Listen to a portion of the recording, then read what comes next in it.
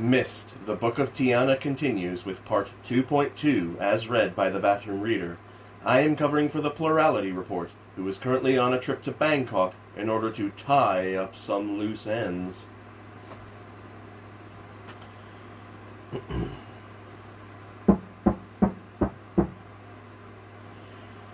In the days that followed, their lives fell into a new routine. An hour before dawn, they would rise and go out to the tunnel and spend an hour or two chipping away at the rockfall. Anna did most of this work, loath to let her father exhaust himself so soon after his illness, while he continued his survey of the surrounding area. Then, as the sun began to climb the desert sky, they went back to the lodge and, after a light meal, began work in the laboratory. There were samples on the shelves from years back that they had not had time to properly analyze, and her father decided that, rather than set off on another of their expeditions, they would catch up on this work and send the results to Amanjira. Late afternoon, they would break off and take a late rest, waking as the sun went down and the air grew slowly cooler. They would eat a meal, then settle in the main room at the center of the lodge to read or play chess.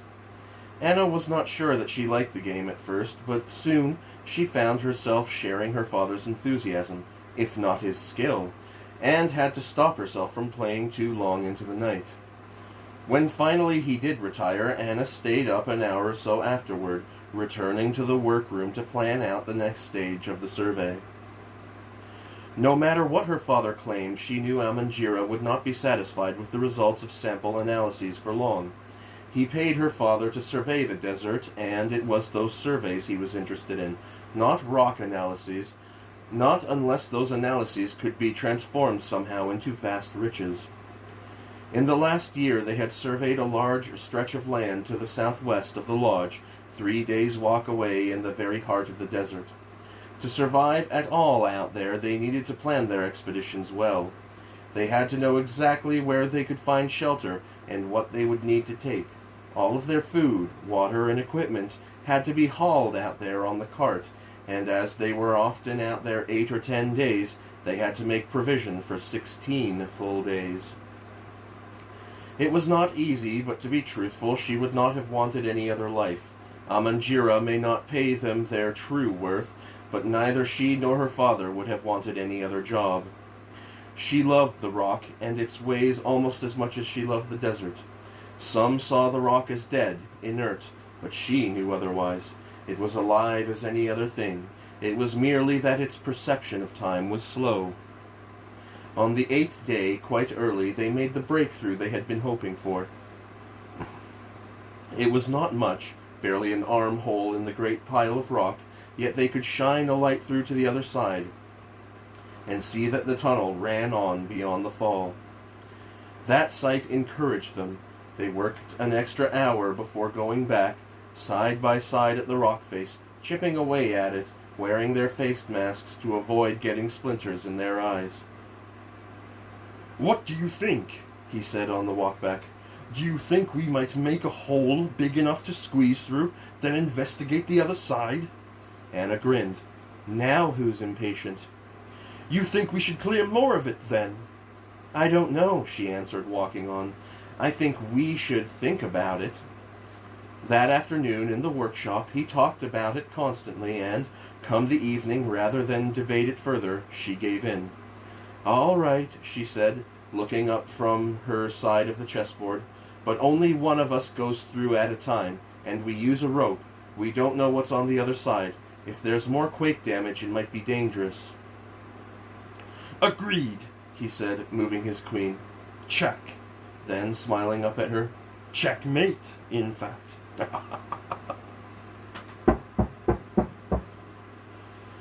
It took them 2 more days to make the gap wide enough. It would be a squeeze, but to make it any bigger would have meant another week's work at the very least. "We'll prepare things tonight," he said, holding his lamp up to the gap and staring through. "You won't need much." Anna smiled at that. "You?" She had thought she might have to fight him over it. "So what am I looking for?" He drew the lamp back and turned to face her. Anything unusual. A volcanic a funnel, perhaps. Vents. Any pyroclastic deposits. You still think this is part of a larger volcanic system? Almost certainly. These vents and boreholes are only part of it. There would have been a great basin of lava, of magma, deep down in the earth. In fact, the deeper it was, the wider spread these surface manifestations will be. The superheated lava would have found all of the weakest routes through the rock, fault lines, and the like. That's all this is, really. Like the roots of a tree? He nodded, smiling faintly at her. Anna had never seen a tree, not a proper tree, anyway. Only the shallow-rooted palms of Tagenar. Most of what she knew of the world had come out of books, or had been told to her. That was the worst of living here, the narrowness of it. Walking back with her, he raised the subject, the two of them speaking, as they always did, with their heads down, not even glancing at each other. Anna? Yes? Do you regret living here? Do you? I choose it. And you think if I had a choice, I'd choose differently? Sometimes. Then you're wrong. I love the desert. But you don't know anything else. I'd still want to be here. Are you sure? I'm sure. Mind the rope, Anna. It's getting snagged. Anna paused, edging slightly to one side, then tugged gently at the rope. It came free. She was halfway through the gap in the rockfall and finding it a tighter squeeze than she'd imagined. She had managed to shrug her shoulders through the narrow hole, but her hips were another matter altogether. Nor could she see anything properly. The tiny slivers of light that peeped through the narrow gaps between her and the wall served more to emphasize how stuck she was than help her. She could always try and heave herself through, of course, but then she'd most likely tumble down onto the floor on the other side, and it was quite a drop. Besides, only her left arm was free. The other was still wedged between her and the wall. Turn yourself about, Anna, until you're facing the ceiling. The channel's wider than it is tall. We should have waited another week, she said, trying to do what he said. Maybe, but you're almost through there now. Try and edge back a little. Yes, that's it. Slowly, very slowly, she wriggled her way back until she could feel that her head and shoulders were out over the gap. Now she had to try and free her arm. She tried to bring it up, but there wasn't room. She'd have to turn again. Hold my feet, she said. Anna felt his hands grasp the ankles of her boots firmly. Good. I'm going to try to turn onto my front now. At the same time, I'm going to try to free my right arm. All right. It was difficult. It felt as if the rock was trying to crush her, to pop her bones. But slowly she managed to turn herself until she was facing the floor. Anna could not see anything. The darkness in front of her seemed absolute. Not that the darkness itself worried her. She simply did not want to fall onto anything sharp. All right, she said as she finally freed her arm. Now lower me, slowly. The rock seemed to come up to touch her hands. Above her, light slowly spilled into the tunnel. That's it, she said. Slowly now. She began to take her own weight, reaching forward slightly with her hands. All right, you can let go now. I'm down. Anna felt his fingers relent. His hands moved back away from her ankles. There was a faint noise from him, a grunt. She scrambled up, then turned, brushing herself down.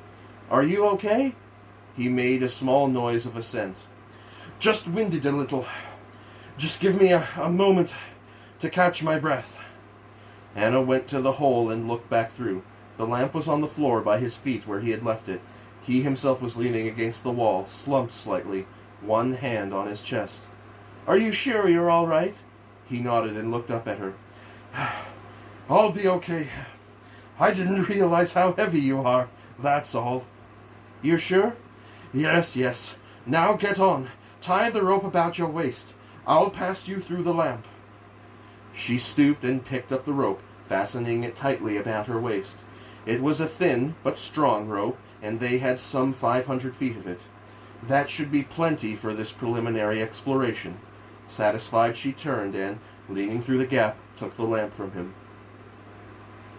"This too," he said, handing her his protective hat.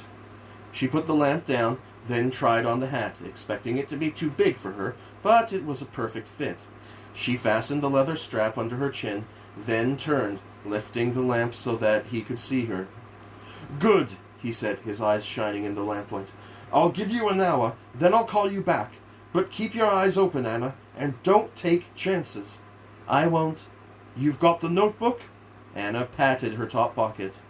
"All right, then get going. It's cold here." She smiled, then turned, facing the darkness, the lamp held up before her. The library overlooked the darkened lake, its long latticed windows giving a distant view of Donny, the city's lamp-lit levels climbing the great wall of the cavern. A fire had been lit in the great fireplace. In its flickering light, 4 men could be seen, sitting in huge armchairs about the fire, their faces thrown into sharp contrasts of gold and black. They had eaten an hour ago. Now, as it grew late, they talked.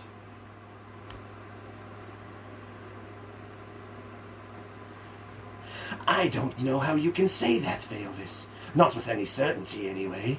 Where's your proof?" Veovis turned to face his friend, his wineglass cradled in both hands, the light from the fire winking at its ruby heart. "But that's just it, Vihar. I need no proof. The matter is axiomatic. You argue that those races we have knowledge of, on those ages to which we have linked, behave morally. I agree, but they do so because we have made it our business to encourage them to do so. Their morality is not innate, but taught, and we, the Donny, were the ones who taught it to them. So much we have known for thousands of years." Veovis turned slightly, looking to another of them. "You, Swarnir, you are a maintainer. Is it not so? Is it not one of your prime duties to encourage a stable and moral social framework among the natives of the worlds to which we link?" Swarnir was in his middle years, and a senior member of his guild. He had already served as keeper of the prison ages, and was currently in charge of disposing of all failed or unstable ages. He pondered Veovis's words a moment, then shrugged. "It is, yet even so I have some sympathy with Vihar's view. We cannot say with certainty until we have seen for ourselves. That surely is the scientific method." "Nonsense," Veovis said, leaning forward, his face suddenly animated. "Without Donny influence and Donny guidance, those ages would, without a shred of doubt, be nasty little backwaters, peopled by savages. Have you not instances enough in your own experience, Swarnir, of such backsliding? Do we not need to be constantly vigilant?" We do," Swarnir agreed.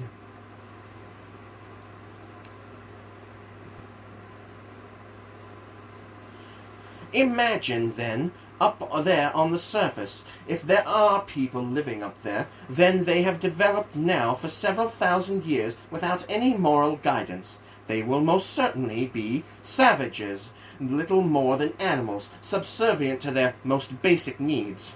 And we have seen, all of us on many ages, how wild animals behave." Atris, who had been listening silently, now spoke up. "Unless, like the Donny, they have an innate morality." Veovis smiled and turned to his friend. "I would say that the chances of that were exceedingly small. Wouldn't you agree, Atris?" "I guess so."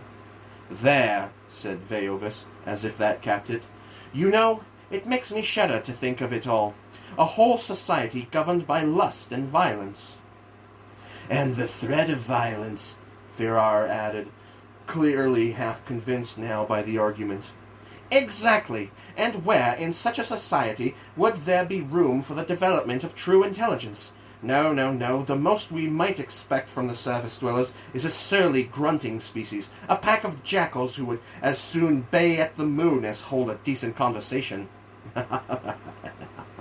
There was laughter at that. "Then you think the council should reaffirm their decision?"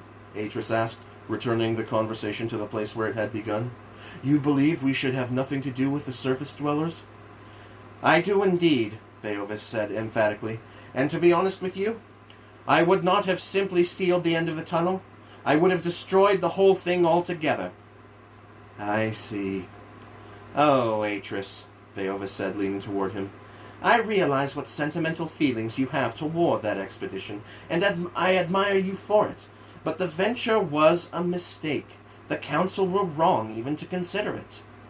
Atris said nothing. He merely sipped his wine and stared into the fire. And now I've hurt your feelings. Veovis stood. Look, I apologize. It was perhaps insensitive of me. Atris looked up at him, smiling sadly. No, Veovis. You spoke as you saw, and I admire you for that. Besides, I have come to feel that maybe you were right after all. Maybe it was a mistake. Veovis smiled back at him. Then you will vote with me in the council this time? Atris shrugged. Who knows?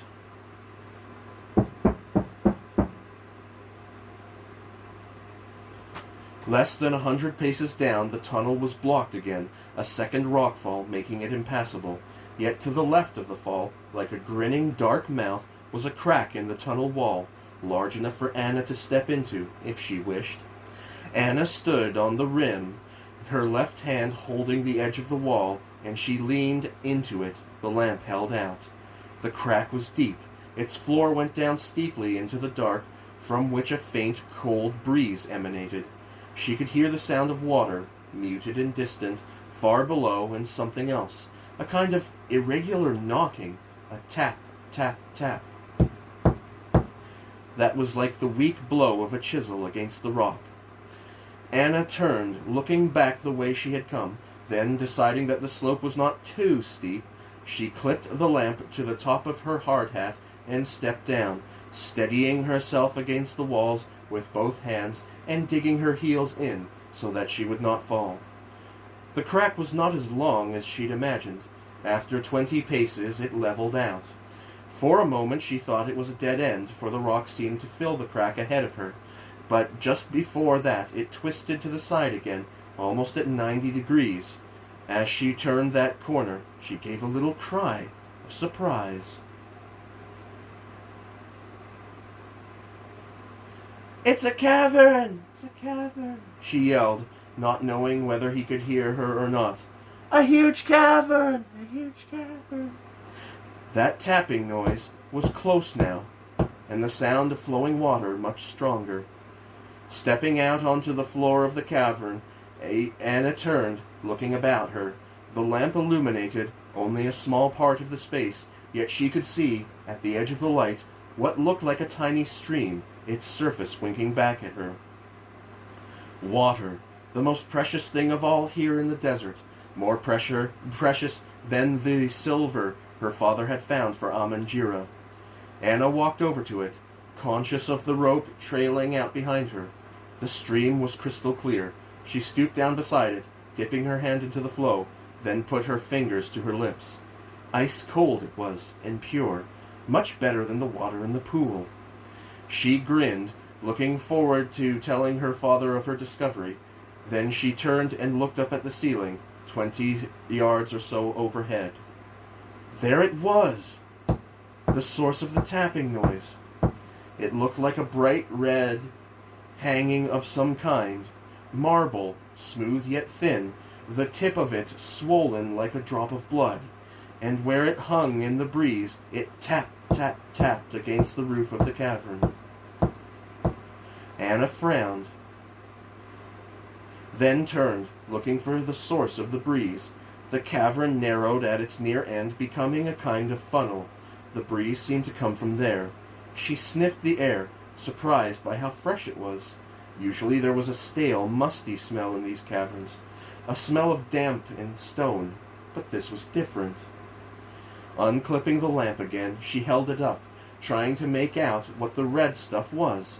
It seemed to be trapped in the rock overhead, or to have squeezed through the rock and then congealed. She took out her notebook. Settling it on her knee, she began to write, noting down not merely what she could see, but her first notions about the cavern. Such, she knew from experience, could prove important.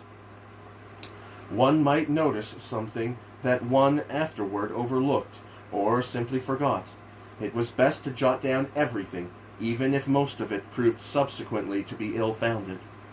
Putting the notebook away, she took hold of the rope and pulled a length of it toward her, making sure it was not snagged in the crack. It came easily. Reassured, she walked on, toward the near end of the cavern, toward the funnel, glancing from side to side, keen not to miss anything. 30 paces from it, she stopped, the slight sense of wrongness she had felt earlier now welling up in her. There, facing her, filling the whole of one end of the narrow cavern, was a huge sheet of the red stuff. It looked like a thick, stiff curtain, except that it jutted from the rock like a lava flow.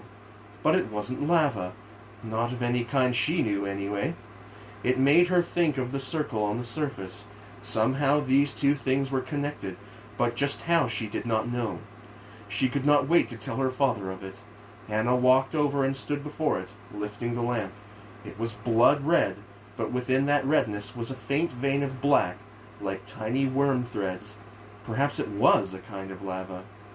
Clipping the lamp to her hat again, she took one of the hammers from her belt and, kneeling beside the wall, tried to chip a small chunk of the stuff away. After a moment she looked up, puzzled. The hammer had made no impression. The stuff looked soft and felt soft. It gave before the hammer, but it would not chip. Why, it wouldn't even mark. Not lava, then. But what precisely was it? Unless she could get a piece for analysis, there was no way of telling. Anna stood back a couple of paces, studying the wall, trying to see if there might not, perhaps, be a small piece jutting from the rest that would prove more amenable to the hammer, but the stuff formed a smooth, unvarying surface. She turned, looking about her, then laughed. There, only a few paces from her, lay a line of tiny red beads, like fresh blood spots on the gray rock floor. She looked up, seeing how the red stuff formed a narrow vein overhead, as if, under great pressure, it had been squeezed between the lips of the rock, and dripped. Anna crouched, and, chipping this time into the rock beneath the red stuff, managed to free 4 samples of it, the largest of them the size of her fist. As she went to slip the last of them into her knapsack, she turned it beneath the light, then squeezed it in her hand. It was almost spongy, yet it was tougher than marble. Not only that, but it seemed to hold the light, rather than reflect it. It was time to get back. They would need to analyze this before they investigated any further. Anna slipped the sack over onto her shoulder, then, taking the rope into her right hand, began to cross the cavern again, coiling it slowly as she headed for the crack.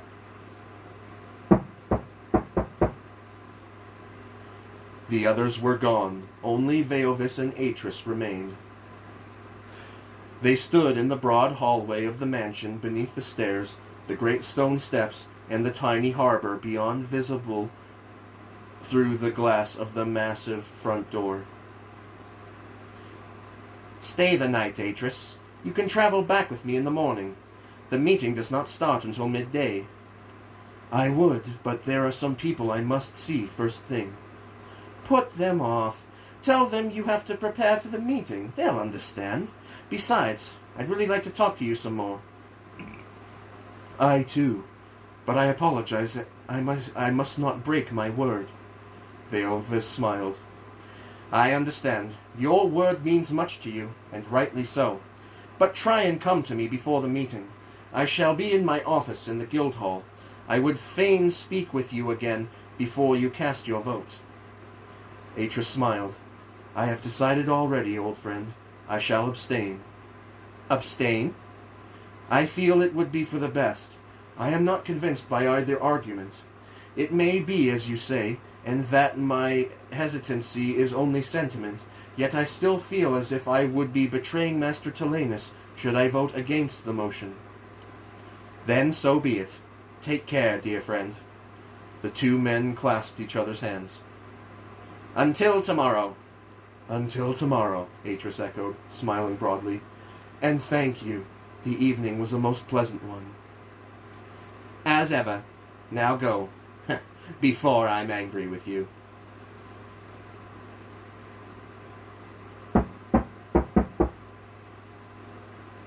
I've no idea, he said, lifting his eye from the microscope. I've never seen anything like it. It looks artificial.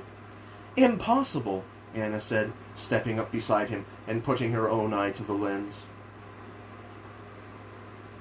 So tell me what it is, then. Have you ever seen stone with that kind of structure before? There's not a crystal in it. That wasn't formed, at least not by any natural process. This was made. She shrugged. Maybe there are processes we don't know about. And maybe I know nothing about rock. Anna looked up and smiled. Maybe. Well, he said after a moment, don't you agree? I don't see how you could make something like this. The temperatures and pressures you'd need would be phenomenal. Besides, what would the stuff be doing down there in the cavern? It makes no sense. No. She saw the doubt creep back into his face. He looked tired again. They had been working at this puzzle now for close on 10 hours. You should rest now, she said. We'll carry on with this in the morning. Yes, he said, but it was clear his mind was still on the problem.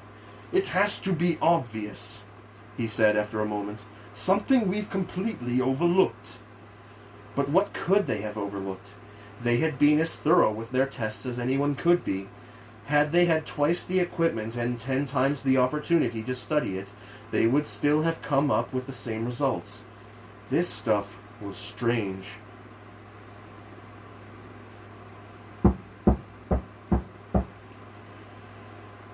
He had been cheerful that night, more cheerful than he'd been in quite some time. He had laughed and joked. And in the morning, he was dead. She had woken, remembering the dream she'd had of flowers, blue flowers, like those she had painted for him.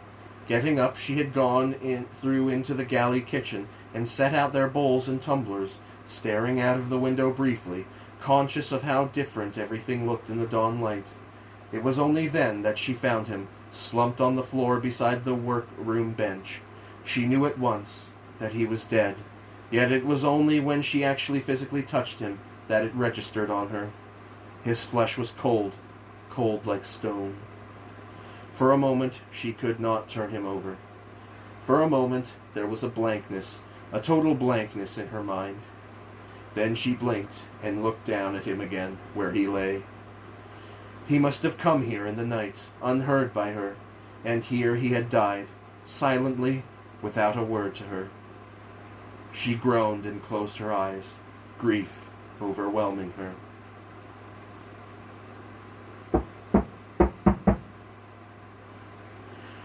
The front lobby of the great guild hall was in turmoil. Atris, arriving late, looked about him, then, seeing Veovis to one side of the crowd of senior guildsmen, hurried over to him. Veovis, what's happening?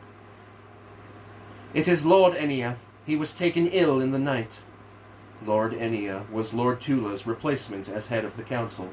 Without his presence, or the appointment of a deputy, the business of the council could not be carried out. Then there will be no vote today. Nor for a week or two, if the rumors are correct.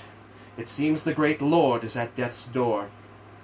Ill tidings indeed, replied Atris. While none of the Dawny elders could be considered jovial in any way that the young could recognize, Lord Enia had maintained a sense of humor well into his 3rd century, and was wont to control the council by means of wit rather than chastisement. If he were to die, the council would indeed lose one of their finest servants. What are we to do? Atris asked, looking about him at the crowded vestibule. Disperse, eventually, Veovis answered, but not until our business here is done. Now, if you would excuse me, Atris, I would like to take the chance to talk to one or two of the waivers. Atris nodded, letting Veovis go. Unlike Veovis, he had no strong political ambitions, and though he had been appointed to the council young, as the junior representative of his guild, it was not because he had pushed for that appointment. He had moved swiftly through the ranks, becoming a master in his 38th year, the youngest in almost 7 centuries, and then, 3 years ago, he had found himself elected to the council by his fellow guildsmen, an unexpected honor, for there were men almost twice his age, which was 55, who had been put up as candidates against him. And so here he was, at the very center of things, and though his word meant little yet, and his vote was but a tiny weight on the great scales of Donny government, he was not entirely without influence, for he was a friend of Lord Veovis. Watching Veovis from across the pillared hallway, seeing how easily the young lord moved among his peers, how relaxed he was, dealing with the high and mighty of Donny society, Atris found it strange how close they had grown since their reunion 30 years ago. If you had asked him then who might have been his closest friend, and so confident in later years, he might have chosen anyone but Lord Rakari's son. But so it was. In the public's eyes, they were inseparable. Inseparable, perhaps, yet very different in their natures, and maybe that was why it worked so well, for both had a perfect understanding of who the other was. Had they been enemies, there would have been no late-night debates, no agreements to differ, no grudging concessions between them, no final meeting of minds, and that would, in time, have been a tragedy for the council, for many now recognized that in the persons of Veovis and Atris were the seeds of Donny's future. Their friendship had thus proved a good omen, not merely for them, but for the great Donny state.